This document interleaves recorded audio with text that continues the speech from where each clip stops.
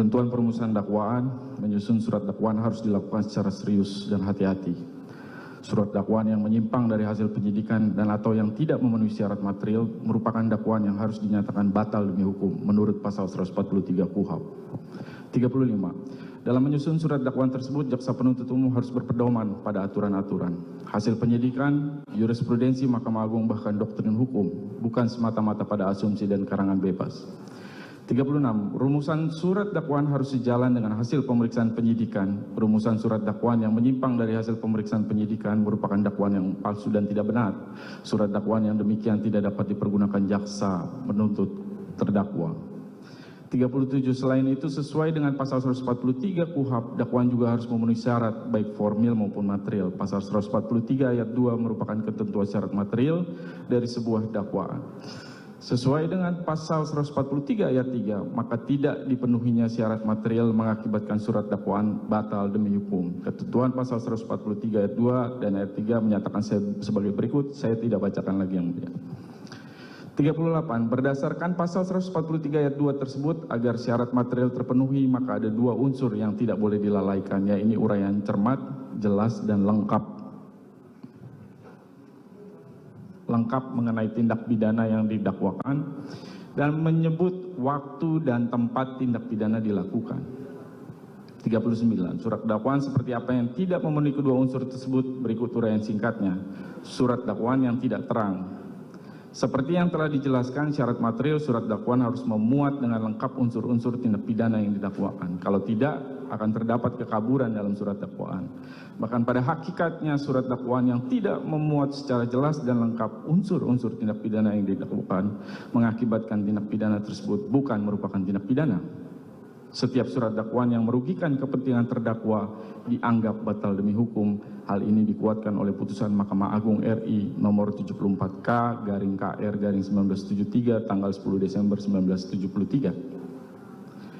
Sekalipun unsur delik telah dirumuskan secara lengkap pada dakwaan, namun jika surat dakwaan tersebut bersifat membingungkan karena baik susunan maupun perumusannya tidak jelas antara dakwaan satu dengan yang lain, maka surat dakwaan tersebut juga batal demi hukum.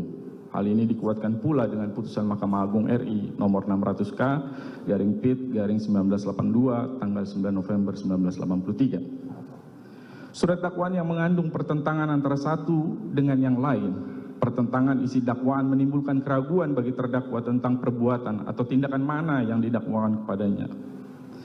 Perumusan yang tidak jelas antara misalnya turut melakukan dan turut membantu dapat menimbulkan kerugian bagi terdakwa.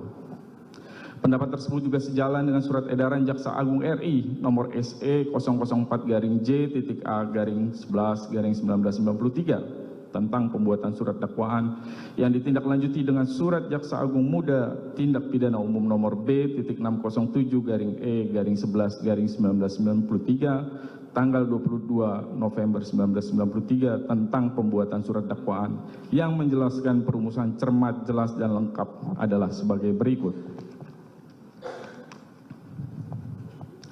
Bahwa yang dimaksud dengan cermat adalah menuntut ketelitian jaksa penuntut umum dalam mempersiapkan surat dakwaan yang akan diterapkan bagi terdakwa, dengan menempatkan kata cermat paling depan dari rumusan pasal 143 ayat 2 huruf B KUHP. Pembuat undang-undang menghendaki agar jaksa penuntut umum dalam membuat surat dakwaan selalu bersifat korek dan teliti. Bahwa yang dimaksud dengan jelas adalah uraian kejadian atau fakta kejadian yang jelas dalam surat dakwaan, sehingga terdakwa dengan mudah memahami apa yang didakwakan terhadap dirinya dan dapat mempersiapkan pembelaan dengan sebaik-baiknya. Bahwa yang dimaksud dengan lengkap adalah surat dakwaan itu memuat semua unsur elemen tindak pidana yang didakwakan. Unsur-unsur tersebut harus terlukis di dalam uraian fakta kejadian yang dituangkan dalam surat dakwaan. Ketentuan pasal 143 KUHP tersebut dikukuhkan oleh Mahkamah Agung RI melalui putusan-putusan yang menyatakan bahwa surat dakwaan yang disusun secara tidak cermat, tidak jelas, tidak lengkap, dan oleh karenanya harus dinyatakan batal demi hukum sesuai dengan jurisprudensi 234K, jurisprudensi 292, jurisprudensi nomor 33K. Kami tidak bacakan secara lengkap, kami anggap dibacakan. Romawi 5. Jaksa penuntut umum tidak cermat dan menyimpang dari ketentuan hukum karena menyusun dakwaan dengan melakukan pemecahan penuntutan splitsing atas satu perkara tindak pidana. Pemisahan penuntutan perkara split sing dalam perkara akuo tidak tepat dan jelas bertentangan dengan hak asasi terdakwa. Dalam dakwaannya pada halaman 1 sampai 2 dan halaman 21 jaksa penuntut umum menguraikan sebagai berikut. Kami anggap dibacakan yang mulia. 42. Jika kita lihat dengan seksama, surat dakwaan jaksa penuntut umum menyatakan bahwa terdakwa melakukan suatu tindak pidana dalam dakwaan ke-1 primer dan subsidiar yang dilakukan secara bersama-sama dengan Richard Eliezer Pudiang Lumiu, Putri Chandrawati, Ricky Rizal Wibowo, dan Kuat Ma'ruf. Dalam surat dakwaannya, jaksa penuntut umum secara tegas telah menyatakan bahwa penuntutan yang dilakukan kepada terdakwa dan saksi-saksi tersebut dilakukan secara terpisah. Berdasarkan Kitab Undang-Undang Hukum Acara Pidana (KUHAP), untuk menentukan penggabungan dan pemisahan berkas perkara dan penuntutan dalam satu tindak pidana adalah kewenangan dari jaksa penuntut umum. Hal ini sebagaimana diatur dalam pasal 141 dan pasal 142 KUHAP yang berbunyi sebagai berikut, kami anggap dibacakan.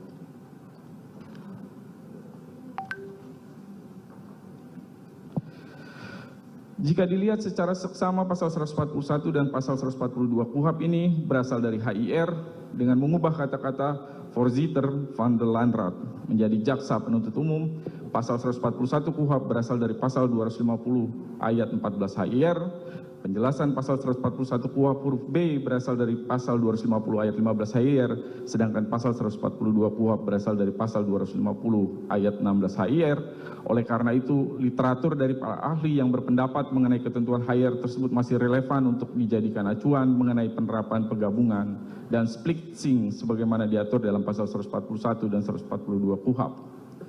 Terkait dengan penerapan splitting, terdapat beberapa pendapat ahli dan teori yang dapat dijadikan acuan. Di antaranya Wiryono Projodikoro berpendapat sebagai berikut, ayat 16 dari pasal 250 HIR menentukan bahwa apabila ada satu berkas perkara pidana yang mengenai pelbagai perbuatan pelanggaran hukum pidana yang dilakukan oleh lebih dari seorang dan yang tidak memenuhi syarat-syarat tersebut mengenai keharusan mengumpulkan beberapa berkas perkara menjadi satu, maka hakim harus memecahkan berkas perkara itu menjadi beberapa berkas dan juga harus bikin surat tuduhan bagi masing-masing berkas perkara seperti. Sedangkan Tresna sebagaimana dikutip oleh R. Susilo dalam bukunya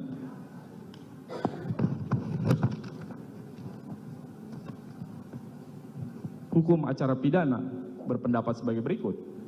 Pasal 250 ayat 15 HIR, perbuatan yang dapat dihukum yang dimaksud dalam nomor 1, 2, 3 itu untuk dapat dianggap bersangkut paut harus merupakan beberapa perbuatan terlarang. Suatu perbuatan terlarang saja meskipun dilakukan oleh beberapa orang selalu harus dipandang merupakan satu perkara saja yang tidak dapat dipecah-pecah, misalnya perkara pencurian dan penadahan barang curian itu harus dianggap suatu perbuatan terlarang dan oleh karenanya harus dimuat dalam satu perwizing saja.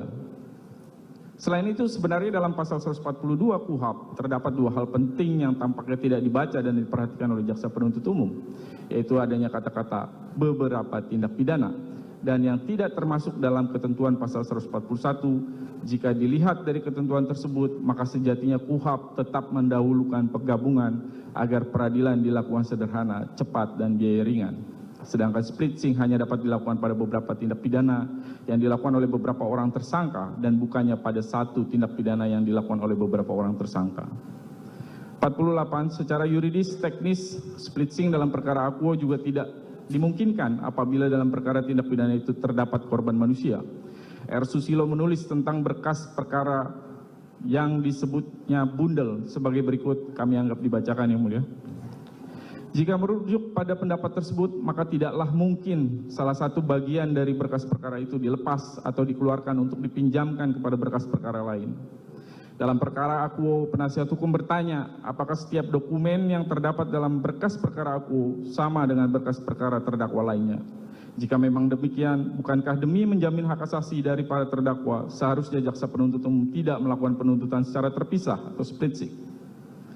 Selanjutnya perlu kami sampaikan bahwa prinsipil penerapan splitting yang dilakukan jaksa penuntut umum dalam perkara akuo telah bertentangan dengan ketentuan International Covenant on Civil and Political Rights, sebagaimana telah diratifikasi melalui Undang-Undang Republik Indonesia Nomor 12 Tahun 2005 tentang pengesahan International Covenant on Civil and Political Rights.